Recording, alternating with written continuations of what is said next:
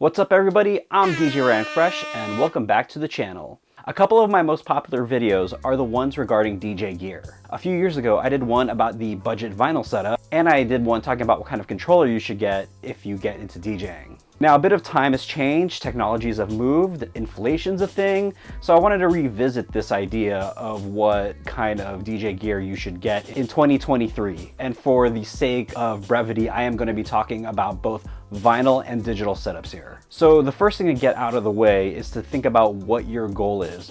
Are you into just scratching? Do you want to mix? Do you want to do a little bit of both? And how far do you want to go as a DJ? Again, going back to some of those old videos, goals is a very big thing to consider because it'll also determine how much money you want to spend on this, whether it's a hobby or it's going to be your next profession. So first, let's get vinyl out of the way. If you just want to get into scratching, I'd recommend a myriad of any one of the portable turntables that's out on the market right now. They're all relatively good, and if you want to take it with a bit of a digital setup, you can do what I did here and take your Reloop Spin and pair it with the Akai AMX. You can do instant doubles on this, so you can do a whole set with just a portable turntable. Before I dive into the much more costly world of vinyl gear, I do want to say that I would recommend you try to find any of these used. For better or worse, during the pandemic, a lot of people got into DJing, and as a result, I'm starting to see a lot of that gear cycle through Guitar Center's used pages. So it's not out of the question that you can get a really good super OEM turntable like the Pioneer PLX 1000 for about $500. Now, I would always recommend Technics 1200s, but again, those are a bit cost prohibitive, especially since they tend to cater more towards the audiophile market right now. But if you can get your hands on some used ones, I highly recommend it. Now, as far as mixers go, there are two budget mixers that I would really recommend.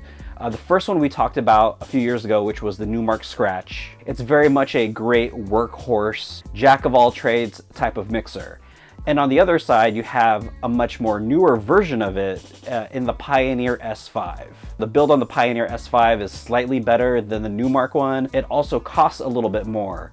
But again, we're talking about what the difference is between you being a hobbyist and you wanting to go pro. I'm not saying that the Numark Scratch isn't pro, but you're likely to run into the S9, the S7, or the S11 in club settings. So when you have the S5, you'll have an introduction to Pioneer's world. Is that enough vinyl talk? I feel like we can get that out of the way now. I mean, the fact of the matter is, at the bare minimum, you're gonna spend about $1,600. Though realistically, you might be pushing $2,000. And again, we're talking about getting used stuff. I don't want to dissuade anybody into getting into vinyl DJing because I really believe that it's foundational in DJing in general.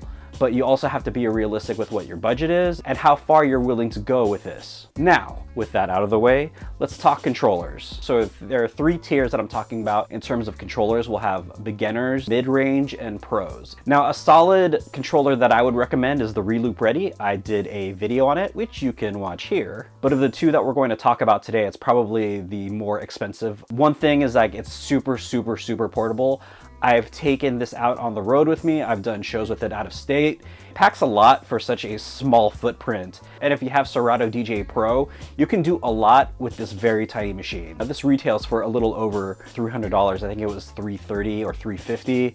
I'll put the price right here. And as you saw in my review video, mine didn't come in the best shape. But all that being said, I've gotten a lot of use out of it, and it still continues to be one of my favorite travel things to bring. The other controller that I want to talk about is the Pioneer DDJ Rev 1.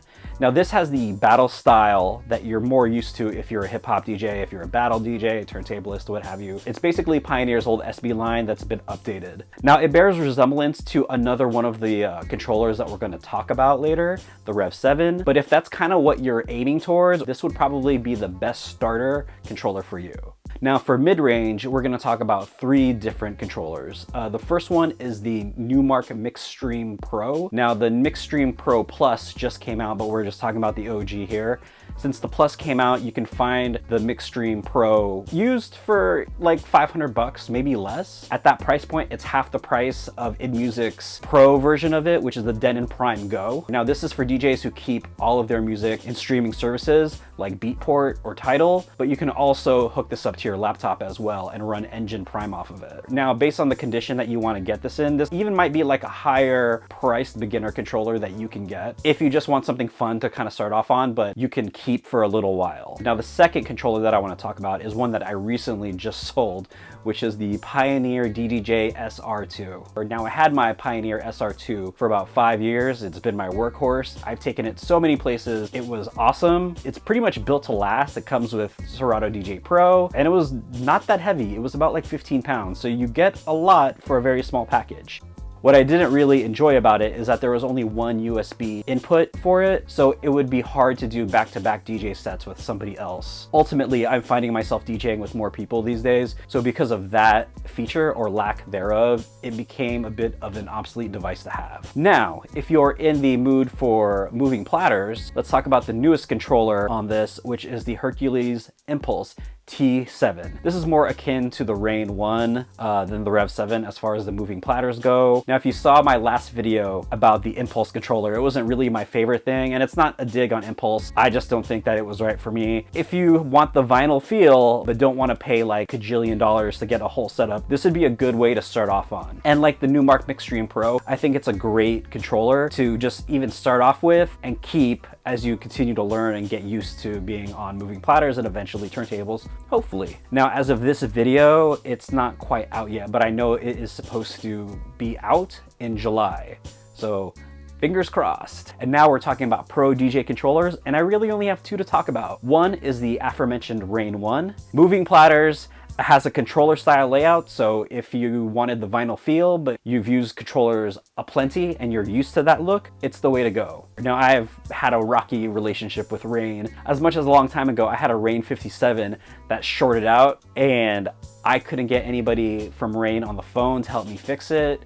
It was just the impossible task. And I think it was just a one-off because I know a lot of DJs who've had a lot of great experiences with Rain products, but I just wasn't comfortable spending that much money on a device from a company that couldn't even be bothered to email me back when I had my issue. Which leads me to the second controller, which is the one I sold my SR2 for, the Rev 7. Shout out to my buddy DJ Joints.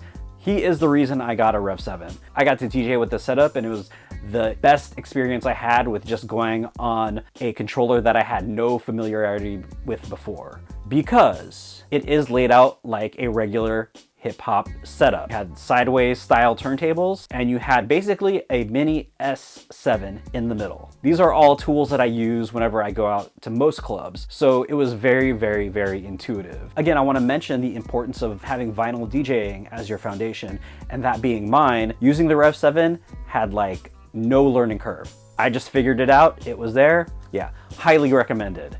A++++. So that is my DJ gear guide for 2023. Are there any controllers that I missed? Are there any vinyl setups that y'all would recommend that might be cheaper than $1,500?